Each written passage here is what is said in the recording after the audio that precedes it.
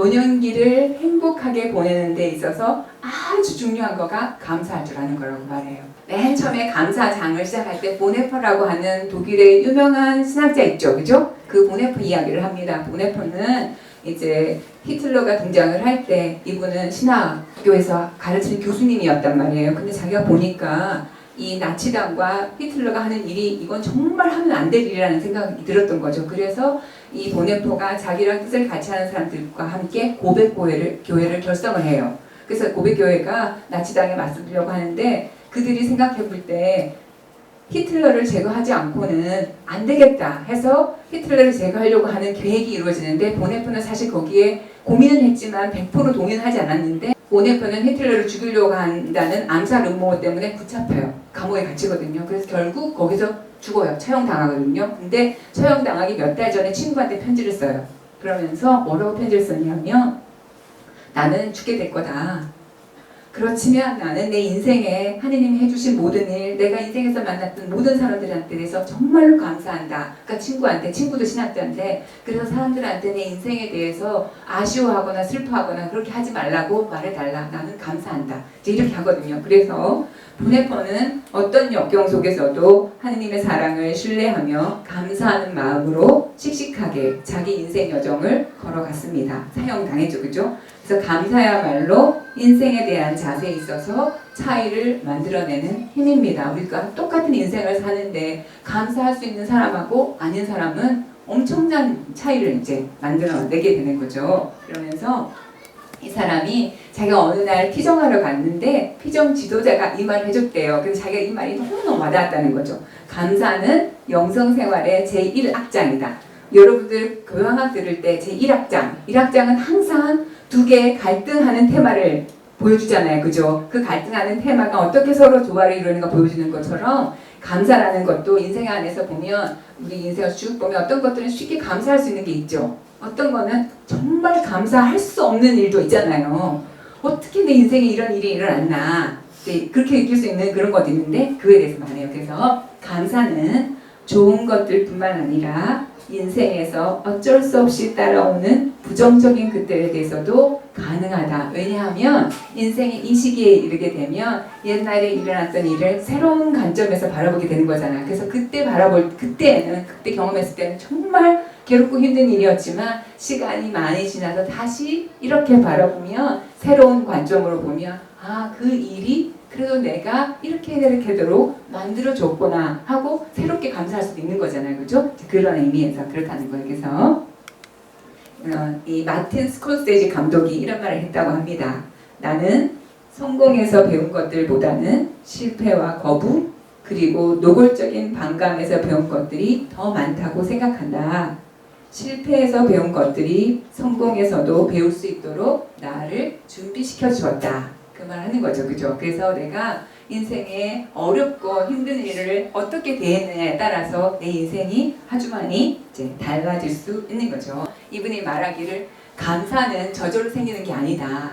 내가 실천해야 하는 덕이다. 그래서 감사는 저절로 생기는 것이 아니라 영성 훈련을 통해서 길러지는 거다. 그래서 돌아보면서 이런 거 감사하는 연습을 자꾸 해야만 감사할 줄 알게 된다. 그래서 우리 어제 수업 시간에도 신학생 한 명이 이제 세미나 수업이었으니까 나눔이 많아요. 그래서 그런 말 하더라고요. 자기가 신학교 저학년 때 자기가 원래 자기가 좀 교만한 사람이어서 이거를 고치기 위해서 매일매일 감사할 것을 5가지에서 8가지씩 적는 연습을 했대요. 그래서 어떤 날은 감사할 게 하나도 생각이 안 나는데 오늘 화장실을 잘 갔습니다. 감사합니다. 이런 것도 적었대요. 근데 그렇게 자꾸 하다 보니까 모든 것이 감사하지들 않은 거죠. 그래서 이렇게 감사는 길러내야 할 일종의 덕 같은 거죠. 그죠?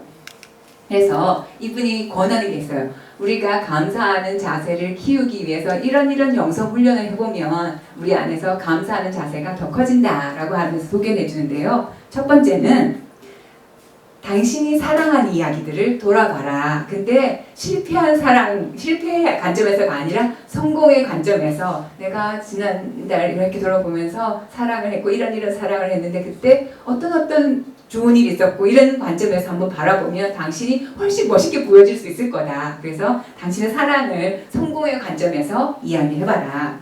그 다음에 두 번째는 손자 손녀들하고 대화를 많이 나눠봐라. 왜냐하면요, 요즘에 손자 손녀들은 조금 다르긴 하지만 어린 손자 손녀들은 무조건 할머니 할아버지 편이라고 다 따르잖아요. 그런 손자 손녀들하고 대화를 나눠보면 내가 존재감을 훨씬 많이 느낄 수 있고 그렇다. 그러니까 손자 손녀들하고 대화를 나눠봐라. 그 다음에 세 번째는 가족을 늘 마음에 간직하고 그들에 대해서 감사하라. 그래서 이분은 맨날 걷는다고 하잖아요. 그때도 그렇게 한대요.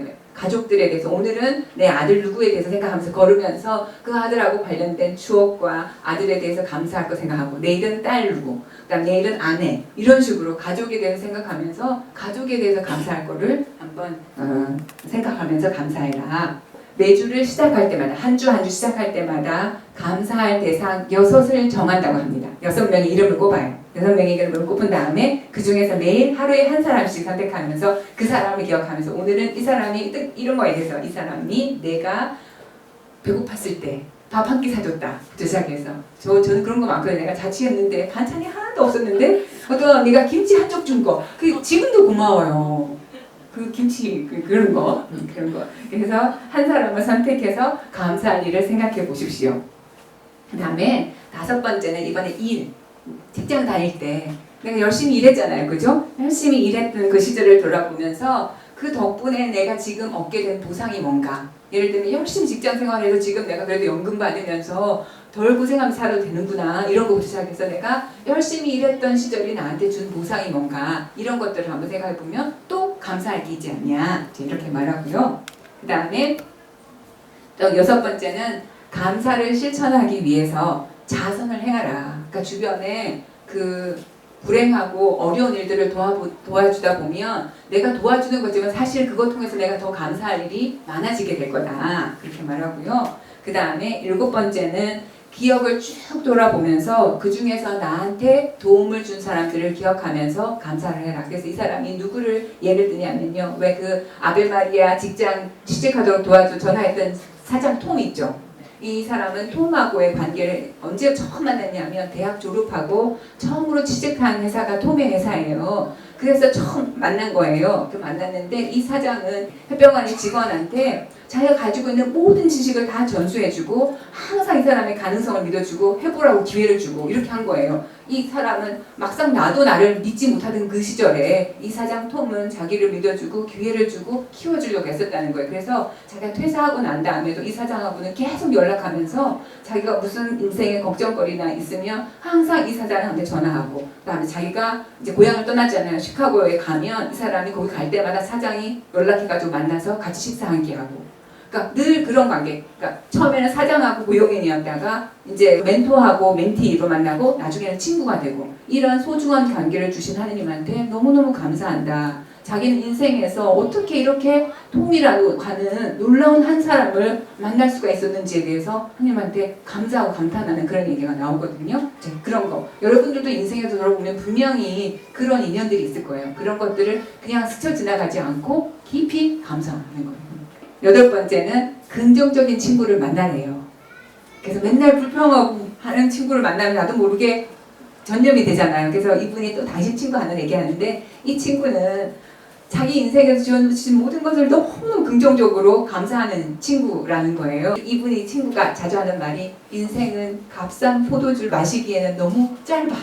그래서 최대한 누리면서 살자는 그런 주의라는 거죠. 그런 친구를 만나면 자기도 긍정적인 기운을 받는다는 거예요. 그 다음에 9번째는 또 감사의 자세를 키우는 한 훈련 중에 하나가 주변 사람들한테 감사를 표현하는 시간을 가져라. 그래서 이분이 요새는 돈 안 들이고 감사를 표현할 수 있는 길이 많다. 이메일.